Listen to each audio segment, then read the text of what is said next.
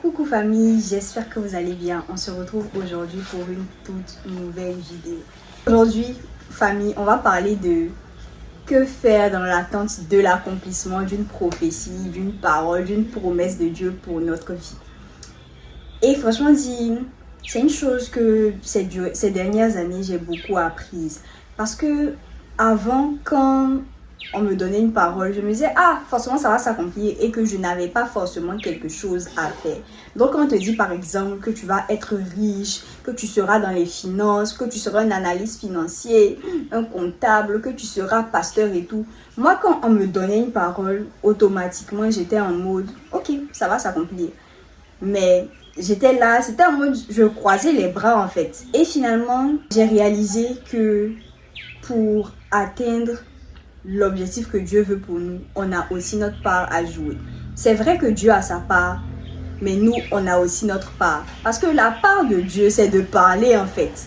De dire que voilà ce que je veux pour toi, voici les projets que j'ai formés pour toi, voici ce à quoi tu vas aboutir, voici ta finalité en fait. Mais la responsabilité de l'homme, c'est de poser les actions nécessaires pour que cette parole aussi puisse s'accomplir. C'est pour montrer en fait que certes on a notre part, mais Dieu a aussi sa part.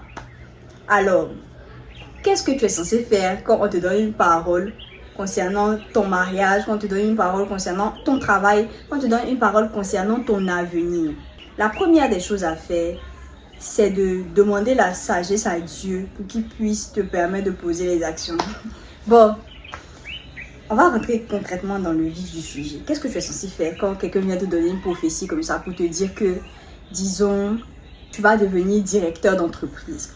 Dans ce genre de cas, tu dois commencer à faire des recherches en fait. Le directeur d'entreprise, comment est-ce qu'il se comporte? Quelles sont les caractéristiques d'un directeur d'entreprise? Qu'est-ce qu'on est censé faire en tant que directeur d'entreprise? Mais le plus important, c'est que tu dois te former.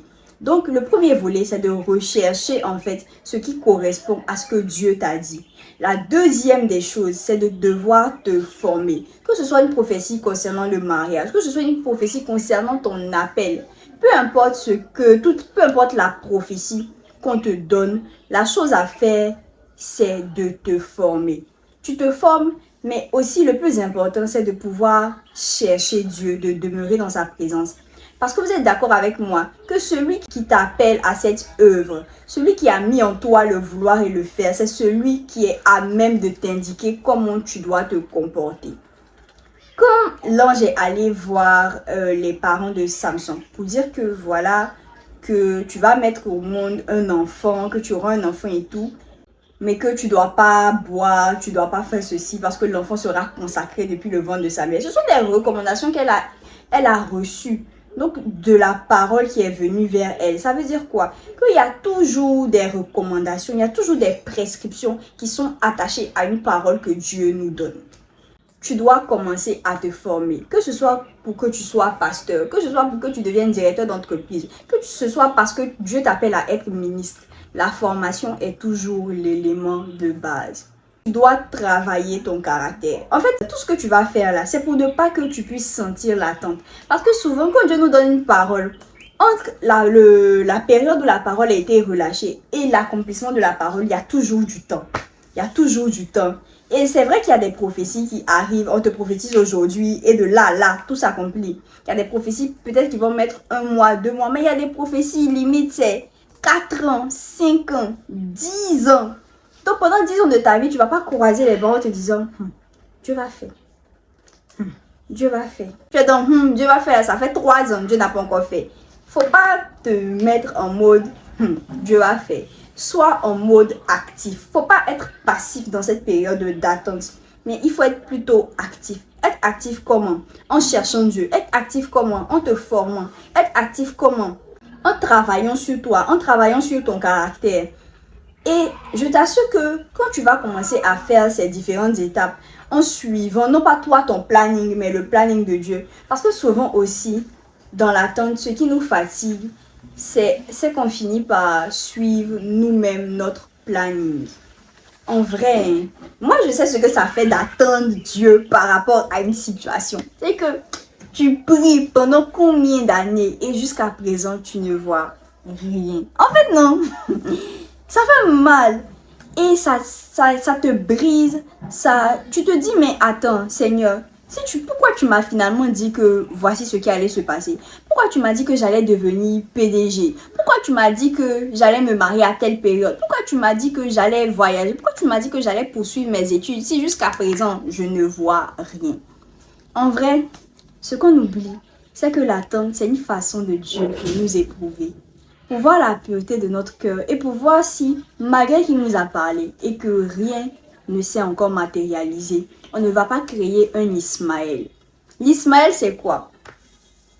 Il y a Pépé Abraham et puis Mamie Sarah qui sont mariés depuis de nombreuses années et que malgré leur âge avancé, ils n'ont toujours pas eu d'enfant.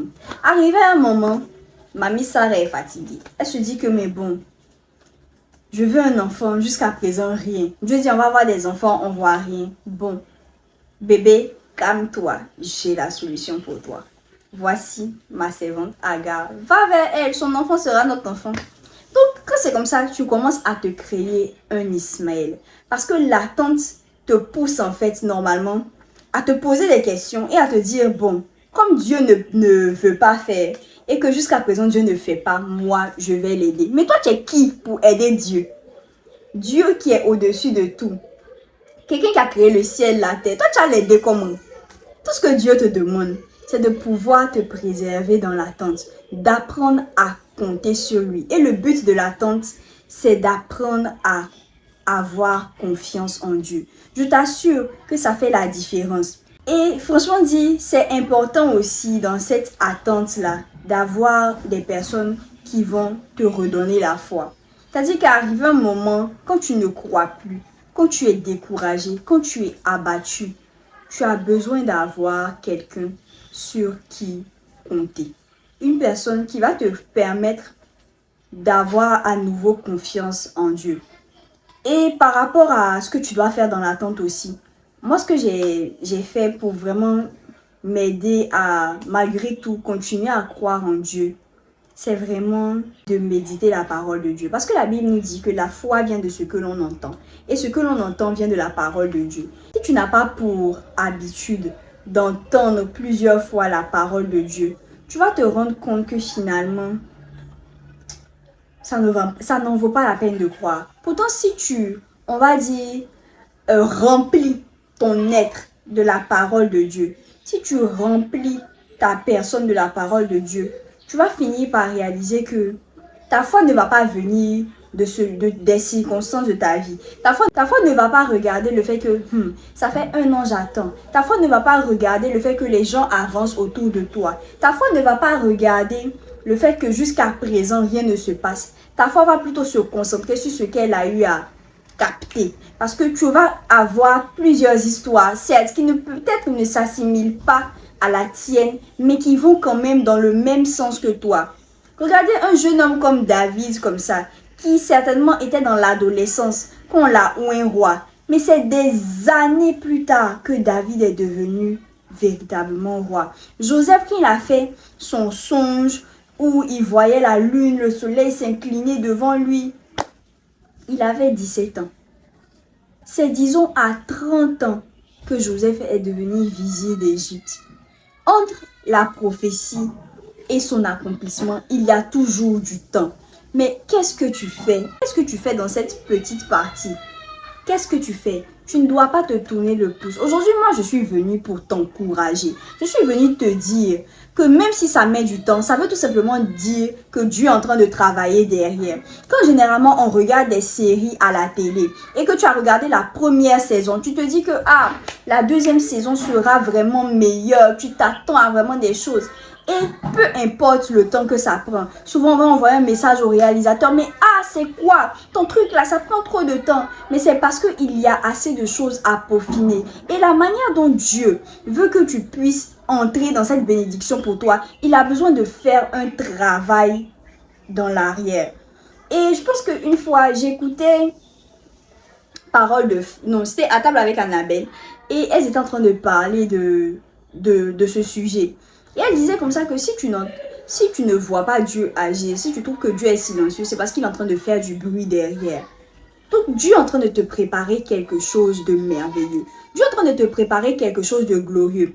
Et les belles choses prennent toujours beaucoup plus de temps. Pour arriver à un certain niveau, il y a beaucoup plus de temps. Alors j'aimerais te dire que dans ce temps d'attente-là, ne croise pas les bras, ne t'impatiente pas, ne boude pas, ne râle pas contre Dieu, mais au contraire, cherche davantage Dieu.